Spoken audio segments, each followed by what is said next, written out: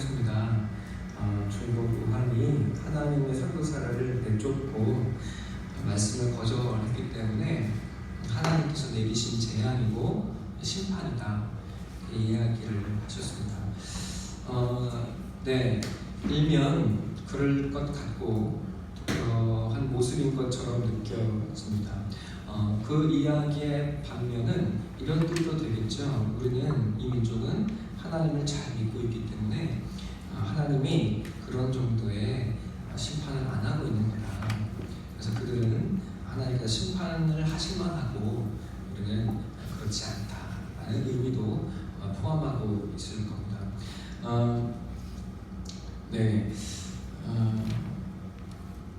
맞는 말 같고 신앙의 말 같지만 사실은 이 말들은 굉장히 폭력적이고 하나님을 오해하게 하는 말입니다.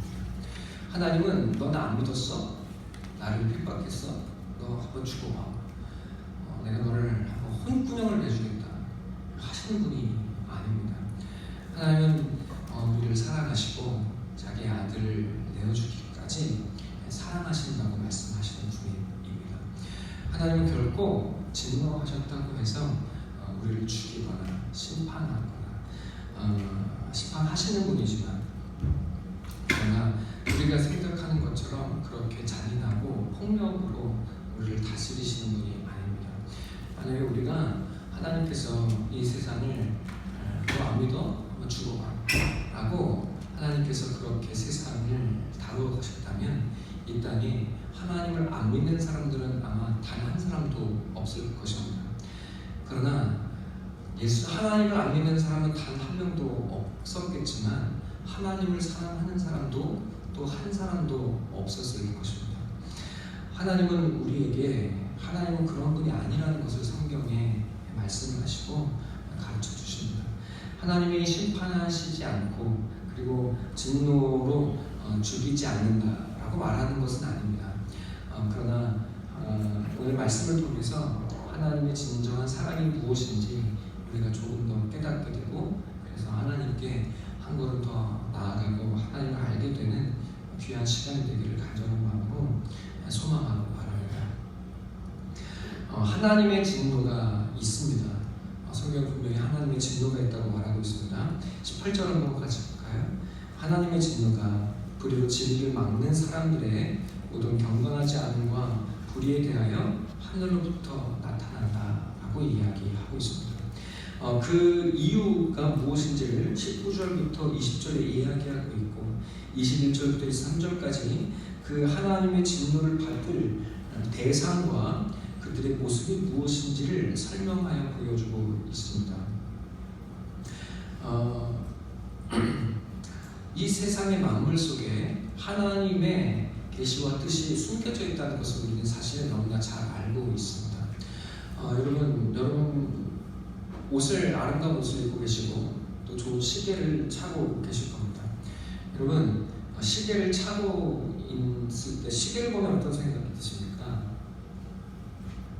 참 멋있다, 잘 굴러간다, 이런 생각이 드시겠죠? 우리는 그 시계를 보면서 무엇을 느낍니까? 이 스위스제인데 진짜 잘 예쁘고 진짜 잘 굴러간다.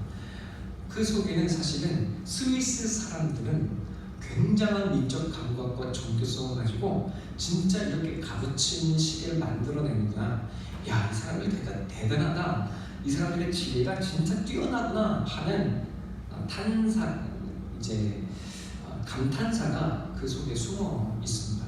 그럼 이 시계를 하나 봐도 이 세상 이 돌아가는 이것이 그냥 만들어진 것이 아니라 이 속에 뜻이 숨어 있고 지혜가 숨겨져 있다는 사실을 우리 모두 너무나 잘 알고 있습니다.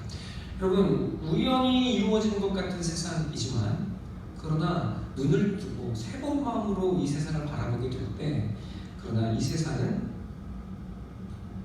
하나님의 지혜가 숨겨져 있고 그 속에 하나님의 뜻이 있다는 사실을 너무나 분명하게 알게 되어질 것입니다.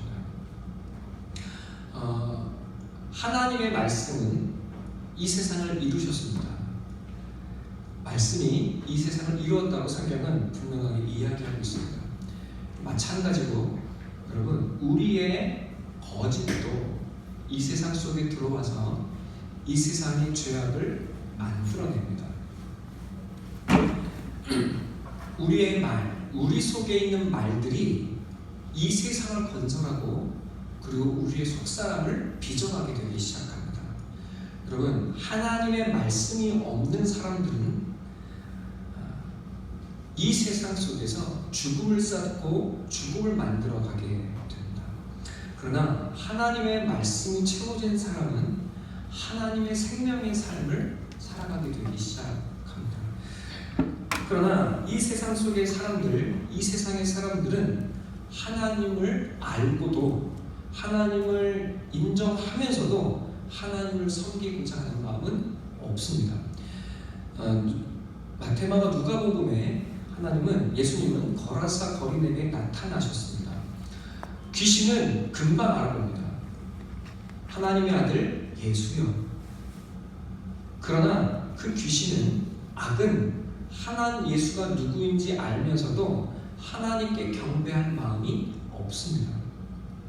그러나 죄인은 예수가 누구인지 모르고 그 죄에 묶여 죽음을 살고 있다 할지라도 그 죄에서 벗어나 예수를 섬기고 예수가 누구인지 알고 생명의 길을 걸어갈 수 있게 되기 시작합니다. 주 안에 사랑하는 성도 여러분, 하나님의 말씀으로 이 세상 속에 생명의 삶을 살아가는 저와 여러분이 되기를 간절한 마음으로 소망하고 기도합니다. 하나님은 우리를 생명의 사람으로 부르셨는데 왜 나는 절망과 죽음과 아픔 속에 헤매고 있는지 여러분의 마음속을 들여다보아야 할 것입니다. 하나님이 아담을 창조하셨습니다. 하나님의 형상으로 지으셨습니다. 하나님의 형상으로 창조하셨기 때문에 사람은 하나님을 모시고자 하는 열망이 있습니다. 잘 기억하셔야 합니다. 사람은 하나님의 형상으로 지음받았기 때문에 본성이 하나님이 되고자 하는 마음으로 가득합니다. 인류 역사 가운데 가장 히트친 영화가 무엇일까요? 네? 각자 좋아하는 영화가 쫙 나오죠. 네. 오늘날 요즘 사람들이 가장 좋아하는 영화는 저는 어벤져스일지도 모릅니다. 이도원이 얼마나 열심히 흉내내는지 몰라요. 쫙 아빠를 대적하기 위해서 아빠, 악당, 나는 어벤져스 하면서 결국 이렇게 흉내를 냅니다. 그런데 그 어벤져스를 아이들만 좋아하는 게 아니죠. 모든 어른들도 좋아합니다. 모두가 다 불사조가 되거나 힘을 가진 사람이 되어서 악을 물리치고 하나님처럼 살아가고자, 하나님처럼 권능 있는 사람이 되고자 하는 열망들이 우리 마음속에 다 숨겨져 있습니다. 그래서 우리는 이 땅에 그런 영화들을 보면서 만속으로 대리만족을 느끼게 됩니다. 이것이 하나님께서 우리의 안에 하나님의 형상으로 창조하셔서 하나님 되고자 하는 열망으로 우리를 지으셨다고 하는 것을 쉬운 예로 알 수 있는 것입니다. 그런데 하나님은 우리가 하나님이 필요한 존재라는 것, 그래서 하나님을 욕망하기 위해서, 욕망하도록 하기 위해서 우리에게 결핍을 주십니다. 늘 여러분께 말씀드린 것처럼 여러분, 하나님 우리에게 결핍을 주세요. 하나님 왜 나한테 이런 부족함을 주셨나요? 하나님 왜 내 삶을 이렇게 부족해서 아픔이 많나요? 여러분, 그러나 그 결핍이 있기 때문에 사람은 하나님을 욕망하게 되고 무릎 꿇게 되고 그를 배워가게 되기 시작합니다. 그래서 처음에는 하나님을 향해서 하나님 돈을 채워주세요, 건강을 채워주세요, 그런 기도에 집중하다가 여러분 우리는 어느덧 하나님이 우리를 키워가셔서 이 모든 것이 채워졌을 때 기쁨이 아니라 하나님과 함께하는 것이 진정한 기쁨이구나 하는 그 자리까지 우리를 이끌어 가십니다. 늘 제가 여러분께 말씀드리는 것처럼 여러분 우리 아이들이 아빠 엄마를 향해 욕망을 채워주는 대상으로 여기죠. 어느 날 이 시인이 엄마한테 엄마가 없는 자리에 차에서 저한테 물었어요. 네, 엄마 죽으면 어떻게 돼? 그럼 누가 나한테 밥을 해줘? 막 우는 거예요. 왜? 엄마가 나의 욕망을, 나의 이 결핍을 채워주지 않으면 내가 죽을 것 같거든요. 너무 걱정되고 두렵고 슬퍼서 울어요. 그래서 제가 이야기했습니다. 우리 딸이 드디어 죽음이 무엇인지 이해하고, 이제 성숙해져 가는구나. 그때가 7살인가 8살 때였는데, 그래서 우리 아이는 개선할 거야. 그랬더니 생각했는데, 그래서 제가 대답했습니다. 아빠가 해주면 되지. 그랬더니 밝게 웃어요. 맞죠? 왜 그 생각을 못했지? 아빠가 밥을 해주면 되는구나. 우리 딸은 죽음의 슬픔이 아니라 그저 배고픔의 고통만 있었구나. 네, 이해가 되시나요? 여러분, 그러나 아빠 엄마가 이 아이를 사랑으로 키울 때 어느덧 이 아이가 자라나게 되면 나를 키운 것은 밥이 아니라 부모의 사랑이었다는 사실을 알게 될 날이 올 줄을 믿습니다. 여러분, 우리는 그 아이를 왜 키웁니까? 검은 머리 짐승을 키우는 게 아니라고 스스로 이야기하면서도 왜 우리는 검은 머리 짐승을 낳고 키웁니까? 왜 사랑합니까? 이 아이가 내 피를 빨아먹고 이 아이를 키우느라 나의 꽃은 떨어지고 죽어질 것을 나는 알지만, 이 아이가 어느 날 나에게 사랑으로 화답할 그 날을 소망하고 기대하기에 우리는 사랑하기에 기꺼이 나 자신을 내어주는 삶을 살아가게 되기 시작합니다. 하나님도 마찬가지입니다. 이거 먹지 마. 이 선악을 알게 하는 나무 열매 먹는다고 해서 너무 만족과 기쁨 없어. 내 말을 들어줘. 내 말을 들으면 나의 이 말이 너에게 생명이 되고 은혜가 되고 길이 되는 거야. 여러분, 하와는 그 말씀에 순종하지 않습니다. 하나님을 향한 욕망과 열망을 무엇으로 바꾸치겠습니까? 이 세상 사물을 향한 욕망으로 바꾸어 버렸습니다. 이해가 되시나요? 오해하고 있는 거예요. 착각하고 있는 거예요. 여러분, 하나님을 향한 욕망을, 하나님을 향한 열망을 이 세상의 사물에 대한 욕망으로 오해하고 착각하고 있다는 것입니다. 그래서 우리는 끊임없이 욕망을 이루려고 하고 이 땅의 것으로 자신을 채워가려고 노력합니다. 나는 구찌를 하고 샤넬을 하면 괜찮은 사람일 거예요. 나는 팰리세이드를 타고 다니면 사람들이 나를 하고 바라볼 거예요. 여러분, 요즘에 차를 왜 탑니까? 승차감이 아니랍니다.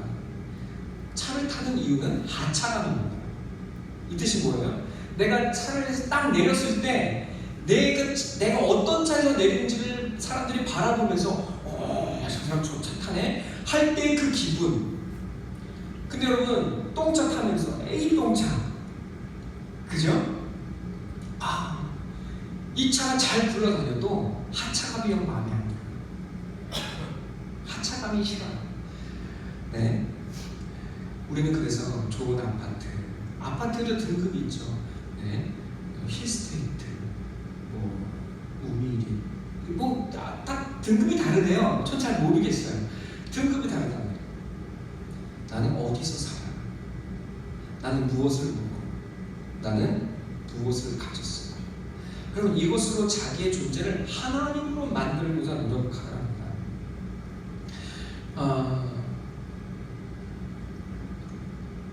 그렇습니까? 저도 그렇습니다. 우리는 이 모든 것에서 자유롭지가 않습니다. 우리가 다 아는 것처럼 아무리 사물의 것으로 채워도 우리는 하나님이 될 수가 없습니다. 그래서 우리는 욕망을 채우지를 못합니다. 욕망을 채우지 못해서 더 그 욕망에 이루기 위해 달려가게 되고 그 욕망에 붙들려서 자기를 잃어버리고, 그리고 결국에는 그 욕망에 자기를 잃어버린 채 타자를 원망하고 욕하고 불의와 죄악으로 가득 차서는 죄악을 행하는 악인의 삶을 살다가 사망으로 맞춰집니다. 그것이 하나님 없는 사람들의 결국입니다. 사실 하나님을 모시며 살아간다고 말하면서도 하나님을 모시지 못한 채 살아가고 있는 우리의 현실이라고 성경은, 그리고 바울은 우리에게 고발하고 보여주고 있습니다. 그 하나님의 진노, 그들을 향한, 이 세상을 향한 하나님의 진노가 무엇이냐? 처음에 이야기했듯이 어떤 목사들, 어떤 사람들은 하나님이 코로나 바이러스로 아니면 인도네시아에 닥쳤던 수만 명이 죽었던 그 쓰나미로 심판받았다라고 쉽게 이야기를 해버릴 수 있습니다. 여러분, 그럼 오늘 성경에 나와 있는 하나님의 진노는 너 나 안 믿었어? 한번 맞아봐, 죽어봐 라는 것이 아니라 내버려 두심이라고 이야기합니다. 자, 24절 한번 더 같이 볼까요? 자기의 욕망을 끝도 없이 채우다가 자기의 한계를 깨닫고서는 또다시 하나님을 버린 채 욕망을 실현시켜줄 대상을 만들어내는 사람들, 그것이 바로 23절인데, 여러분, 더욱더 그들은 욕망을 채우기 위해서 우상을 섬기는 것을 넘어서서, 여러분, 자기의 몸을 욕망의 수단으로 만들어버리고 서로의 몸과 삶을 욕망을 채우는 수단으로 만들어버리더랍니다. 그런데 하나님은 그들을 어떻게 하셨습니까? 그저 24절에 내버려 두신다고 이야기하고 있습니다. 자, 많은 사람들은 사실은 많은 청년들 때 이런 실수들을 하게 되는데, 사랑을 욕망을 채우는 것으로 생각하게 됩니다. 한 상대방을 만날 때에도 그 사람이 나에게 어떻게 무엇을 채워줄 수 있느냐가 관심입니다. 이 사람은 나의 이런 부분을 채워줄 수 있기 때문에 난 이 사람을 사랑해요. 근데 잘 모르는 거죠. 사랑은 내가 죽어지는 것이 잘 모릅니다. 사실은 사랑이 아니라 욕망이라는 것을 잘 모르죠. 그런데 욕망이 있어야 사랑이 출발을 합니다. 욕망을 사랑인 줄로 알고 결혼했지만 살다 보니 나를 내어주는 것, 그것이 성숙해져가는 것이라고 우리는 다 하는 것을 주님이 말씀해 주시고 또 알고 있죠. 네, 28절도 보면, 그래서 많은 사람들은 욕망의 노예가 되어서 자기의 몸을 욕망의 수단으로 삼고 또 타자의 몸과 삶도 내 욕망의 도구로 쓰이는 것입니다. 도구로 쓰는데, 28절에 보면 또 어떻습니까? 그들이 하나님 두기를 싫어하며 그들을 그 상실한 마음대로 내버려 두셨다고 이야기합니다. 그러니까 하나님의 진노는 너 나 안 믿었어? 죽어봐, 이게 아니라 맞아봐가 아니라 무엇이랍니까? 내버려 두십니다. 내버려 두심. 그런데 왜 이것이 하나님의 진노냐? 이렇게 얘기하면 이야기가 달라지죠. 도리어 하나님이 우왕을 치시고 그래서 거기서 죽음이 창궐한다면 도리어 하나님이 그들을 내버려 두심이 아니라 사랑하고 있다는 증거죠. 그런데 이 땅 대한민국에 욕망을 사랑하고 하나님을 욕망의 충족물로 욕망의 도구로 사용하고 있는 이 대한민국 교회에 하나님이 아무런 심판도 하지 않으신다면 도리어 무서운 하나님의 진노가 임하고 있는 것인지 모릅니다. 하나님 내버려 주신다고 이야기해요. 이것이 무서운 것입니다. 그런데 우리는 이렇게 생각하게 됩니다. 하나님의 사랑의 하나님이 어떻게 내버려 줄 수가 있어? 하나님 맞아? 하나님 사랑하시는 게 맞아? 내버려 두시니까 하나님 없네. 왜 이렇게 우리를 죽음에 내버려둬? 하고 이야기를 하게 됩니다. 여러분, 그런데 이 내버려 두다는 말은 파라디돔인데, 이 파라디돔이라는 말은 맞은편에 디돔이 두다라는 말입니다. 그러면 건너편에 하나님께서 자신의 건너편에 두셨다, 자기가 머무시는 너머에 두셨다고 하는 것을 의미하고 있는 거예요. 여러분, 그러면 이 같은 뜻은 무엇이냐? 하나님이 내버려 두신 것이지만 반대쪽 측면에서 생각하면 하나님은 내버려 두신 것이고, 우리는, 죄인은, 이 땅의 사람들은 하나님 건너편에 머물러 있기를 고집한다라고 이야기하고 있는 것입니다. 이해가 되시죠? 하나님 계시는 그곳에 머무는 것이 아니라 하나님을 내 안에 채울 것이 아니라 하나님 없는 그 자리를 주장하며 살아가는 것이 여러분 이 땅의 사람들의 모습이고, 그리고 하나님은 어쩔 수 없이 우리를 그 자리에 두고 계신다는 것을 의미합니다. 자꾸 저의 아이들을 이야기해서 죄송한데 어느 날 동안 이렇게 이야기해요. 아빠는 나한테 항상 이런 식이야. 그래, 내가 그런 식으로 미안하다.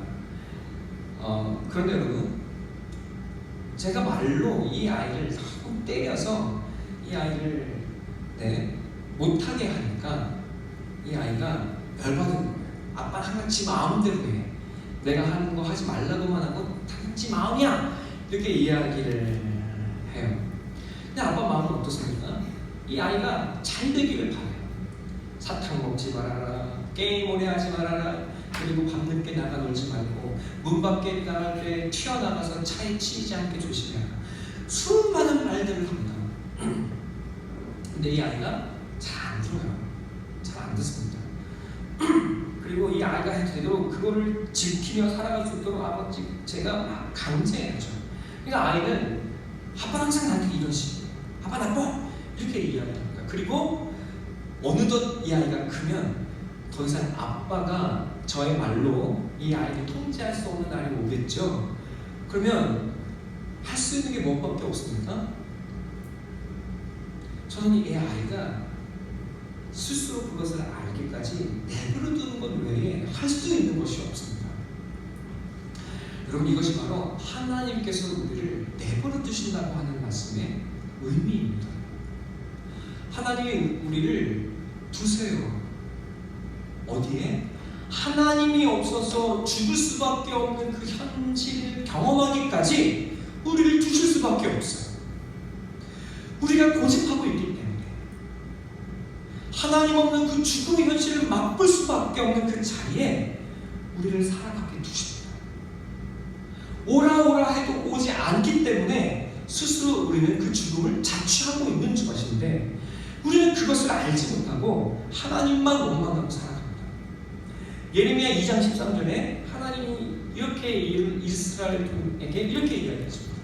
이 백성이 나에게 두 가지 악을 행했는데, 하나는 생명의 근원이 되는 나를 버린 것과 그들이 터진 웅덩이를 판 것인데 물을 가두지 못할 터진 웅덩이더라. 하나님을 모시고 하나님을 먹어야 사는 우리가 하나님을 버린 채 그 공허와 그 갈망을 채우지 못해서 파도 물을 거두지 못할, 여러분, 그 우물을 파기 위해 애쓰고 있더라는 것입니다. 그래서 예레미야 2장 19절에는 뭐라고 이야기합니까? 이것이 너희의 이 죽음이, 너희의 이 고통이 내가 너희에게 준 것이 아니라 너희가 스스로 자취한 것이라고 이야기하십니다. 내 하나님 여호와가 너를 길로 인도할 때 내가 그를 떠남으로 이를 자취함이 아니냐. 내 악이 너를 징계하겠고 너의 반역이 너를 책망할 것이라. 그런즉 내 하나님 여호와를 버림과 내 속에 나 경험 없는 것이 악이요 고통인 줄 알라. 주 만군의 여호와의 말씀입니다. 한 말씀하십니다. 여러분, 예레미야 17장에서는 아주 간단하게 이야기합니다. 여러분, 여호와께서 이같이 말씀하십니다. 무릇 사람을 믿으며 육신으로 죄악의 방법으로 그의 힘을 삼고 마음이 여호와에서 떠난 그 사람은 저주를 받을 것이라. 여러분, 하나님 저주한다는 게 아니에요. 저주를 스스로 자취한다는 거예요. 근데 그 말은 무엇입니까? 그는 사막의 떨기나무 같아서 좋은 일이 오는 것을 보지 못하고 광야 간조한 것 건건한 땅, 사람이 살지 않는 땅에 살리라. 그러나 무릇 여호와를 의지하며 여호와를 의뢰하는 그 사람은 복을 받을 것이라. 그는 물가에 심어진 나무가 그 뿌리를 강변에 뻗치고 더위가 올지라도 두려워하지 아니하며 그 잎이 청청하여 가무는 해도 걱정이 없고 결실이 그치지 아니함과 같으라. 하나님이 우리를 말씀의 자리, 생명의 자리, 이 예배의 자리에 심으신 줄로 믿습니다. 여러분, 오늘도 교회 가서 예배 드려야 되네. 짜증나네. 힘드네. 오늘도 또 가서 그 힘든 일 또 해야 되네. 여러분, 오히려 그것이 우리를 더 깊은 뿌리를 내리는 수고로 말미암아 우리를 주님 안에 살아가게 하는 은혜와 축복인 줄로 믿습니다. 네, 자, 하나님께서 우리를 그 자리에 두십니다. 그래서 어디까지 가게 하세요? 로마서 32장 1장 32절에 보니까 그 모든 삶이 사역이라는 사실을 아는 자리까지 우리를 내버려 두십니다. 우리가 그 자리를 고집하게 하십니다. 여러분, 아무리 그때 우리를 끌어다가 이 자리에 앉혀놔도, 여러분, 강압적으로 힘을 다해서 폭력적으로 우리를 끌어앉혀놔도 저처럼 이야기 될 거예요. 하나님 항상 이러시대요. 이렇게 이야기하게 될 거예요. 처음 말씀드렸던 것처럼 너 나 안 믿어? 그럼 죽어. 이런 식으로 하나님이 우리에게 역사하셨다면 하나님을 안 믿는 사람은 한 사람도 없었을지라도 하나님을 사랑하는 사람은 또한 단 한 사람도 없었을 것입니다. 하나님은 그렇게 역사하시지 않습니다. 여러분, 우리가 가난하고 눈물을 흘리고 죽음의 그 끝자락에 서 있을 때야 우리의 현실을 겸허하게 인정하게 되는 진정한 회개의 자리에서 비로소 하나님을 향한 길이 열리게 되기 시작합니다. 그리고 그 자리에서 하나님의 사실은 우리를 부르고 계신다는 것을 깨닫게 되기 시작합니다. 하나님의 그 맞은편에서 우리를 떠나지 않고 끊임없이 그 자리로 돌아오라고 부르고 계신다는 사실을 우리는 비로소 알아가게 되기 시작합니다.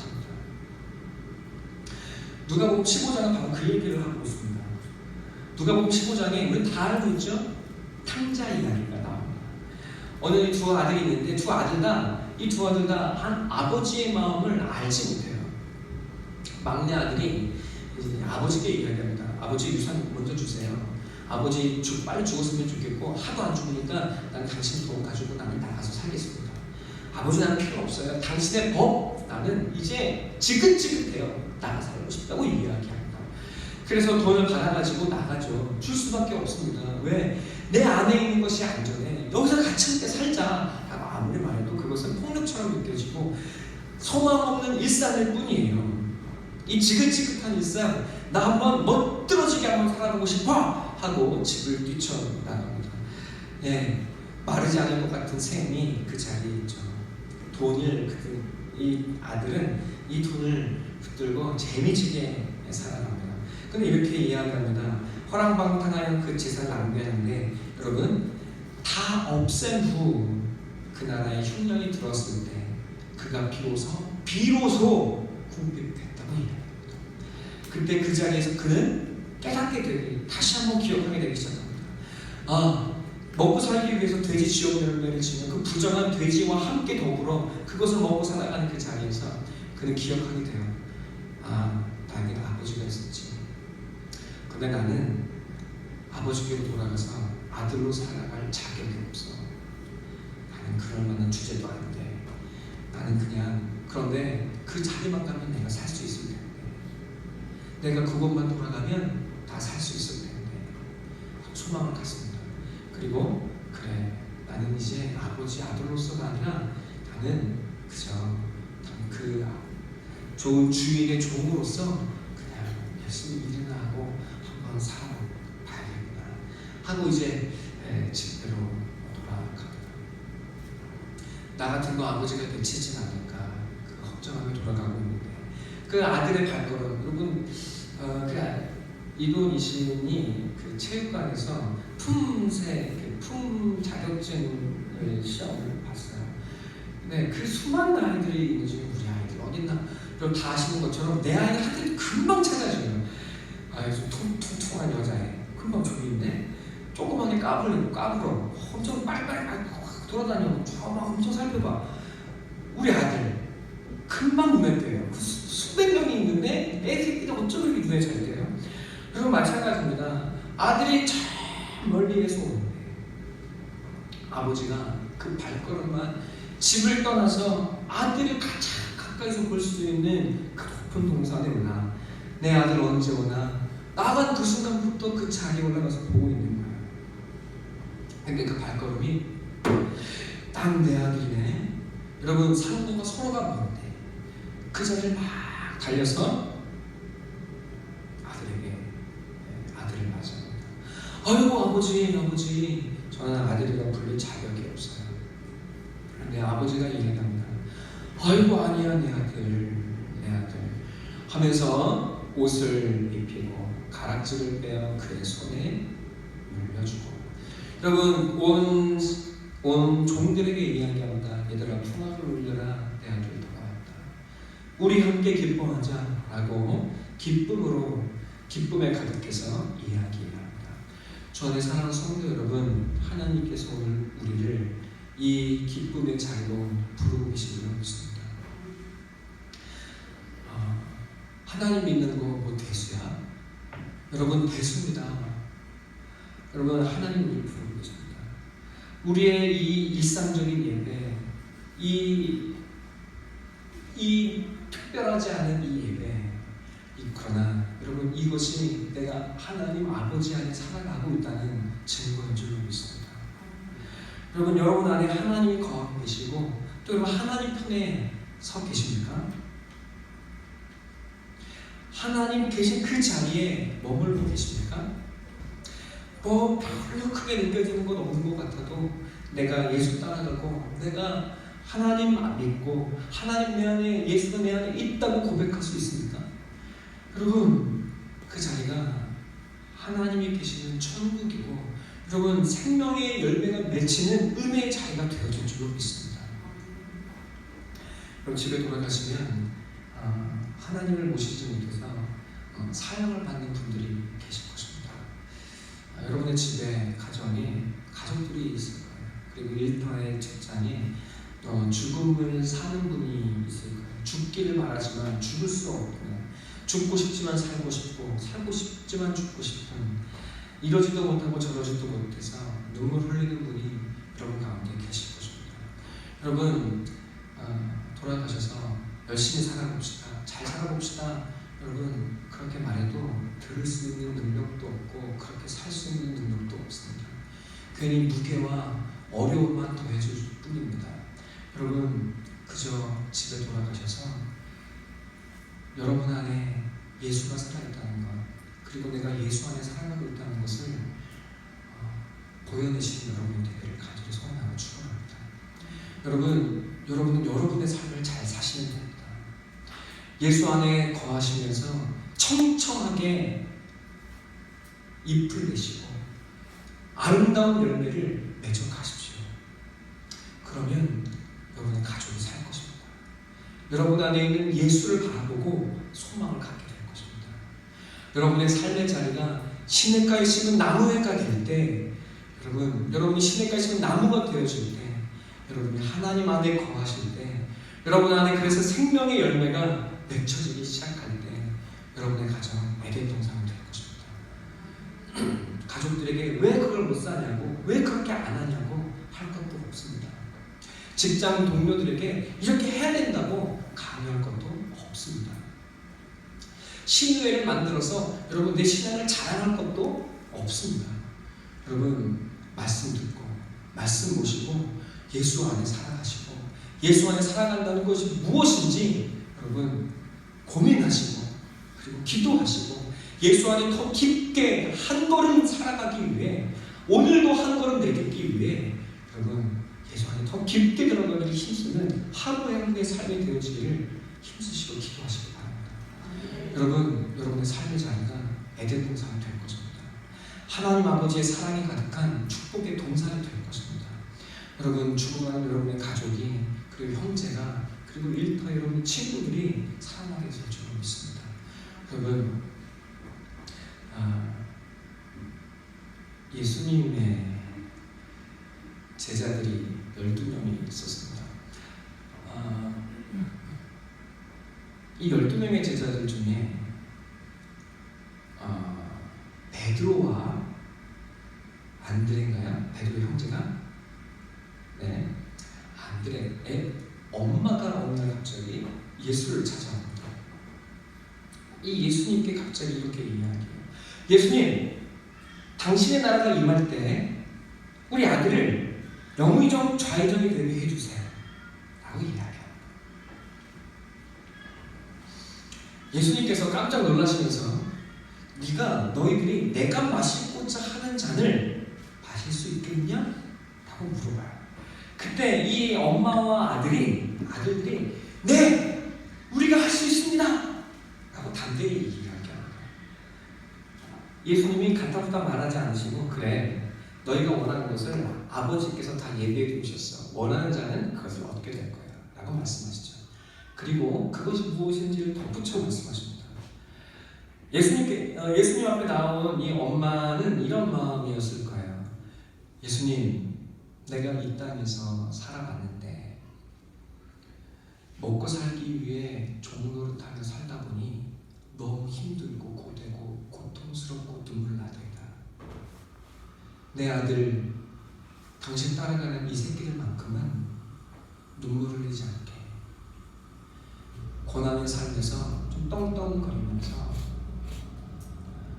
섬기는 자가 아니라 섬김받는 자로 한번 살아가게 해주세요. 우리가 그래서 당신 믿어보기까지 쫓아갔잖아요. 내가 예수 당신 따라오느라 이렇게 고난과 힘들고 어려웠는데 내 아들만큼은 좀 잘 좀 살게 해달라고 이야기합니다. 여러분, 잘못됐습니까? 이 마음이 나빠요? 우리 모두의 마음입니다. 아들과 딸까지 우리 모두의 마음이에요. 이 세상 사는 것이 눈물이 들어요. 섬기며 살다 보니 아프고 고달프고 종로 타는 이 삶이 짜증나고 고통스럽고 정말 비루하고 비참해서 눈물 날 만큼 힘들어서 예수님께 찾아와서 우리 아들만큼, 나도 아니고 내 아들만큼은 좀 섬김받는 자가 되게 해달라고 기도하고 있습니다. 내가 할 수 있습니다. 섬김받게 해주세요. 예수님 이렇게 이야기하죠. 나는 섬기러 왔어. 하나님 보좌 내려놓고 나는 너를 찾으러 왔어. 예수님이 말씀하십니다. 예수님 말씀이 이거예요. 그래, 너 섬기느라 힘들었지. 노예 생활하느라 비루하고 비참했지. 그런데 얘야, 내가 너의 이 삶을 찾아왔어. 나도 너처럼 너를 섬기기 위해 이 자리에 왔어. 예수님 하신 말씀입니다. 어머니가 하신 말씀이 뭐예요? 무의미했던 삶이 아니고 눈물 나는 삶이 아니고 비루하고 비참한 삶이 아니고 사실은 나를 배우고 하나님을 배우고 하나님 나라에 합당한 삶으로 하나님 나라에 합당한 삶이 무엇인지를 배우기 위해 하나님은 너를 섬김의 자리에 둔 거야 라고 말씀하고 계셨던 거예요. 그리고 그 하나님 나라에서 좌편과 우편에 앉기 위해서는 먼저 섬김을 받는 자가 아니라 섬기는 자가 큰 사람이야. 섬기는 거야 라고 말씀해주고 계세요. 그런데 여러분, 예수님과 함께하고 예수님을 따라가는 제자들이 원하는 것이 뭐예요? 높은 곳에 서기 원하는 것이었어요. 제자들 예수님 함께 있는 것 같지만 사실은 마음으로는 다른 자리를 살고 있었습니다. 다른 곳에 있었던 거예요. 그들도, 이 제자들은 이 예수님의 진나는 탕자의 비유를 들으면서 아유, 나는 아닌데, 나는 예수님하고 함께 있는데 라고 생각했을 거예요. 그런데 이 예수님을 따라가는 제자들도 어떻습니까? 사실은 마음으로는 예수님과 함께 있었지 못했던 거예요.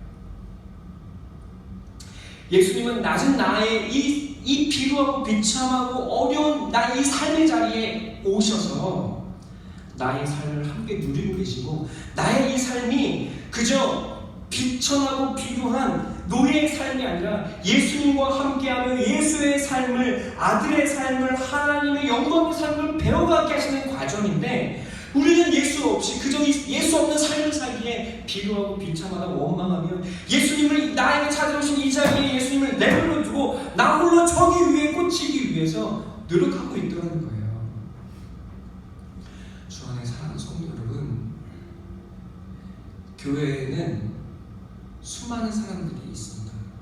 어떤 사람은 예수님께로부터 멀리 떨어진 사람이 있고, 어떤 사람은 우리 주님과 가까이 있는 사람도 있어요. 그러나 우리 모두가 다 이 탕자처럼 또 예수님 앞에 나와 높은 곳 앉게 달라고 부탁하고 있는 이 제자들처럼 사실은 예수님께서 거하시는 그 깊은 자리에 나아갈 수 있게 되기를 간절히 소망하고 기도합니다. 그리고 우리 주님이 우리를 내버려 두시는 이 삶의 자리, 이 어려운 삶의 현실이 사실은 하나님이 나와 함께 하시고 나에게 찾아오신 가장 영광스럽고 하나님이 누구이시고 나를 통해 드러낸 역사를 통해서 하나님이 승리하실 수 있는 가장 귀한 자리이신 것을 여러분 모두가 다 알게 되기를 간절하고 소망합니다. 여러분 더 깊이 그리고 더 많이 예수님을 닮고 말씀을 닮고 하나님께 더 깊이 나아가는 저와 여러분이 되기를 간절하고 소망하고 기도합니다. 기도하겠습니다. 하나님 아버지,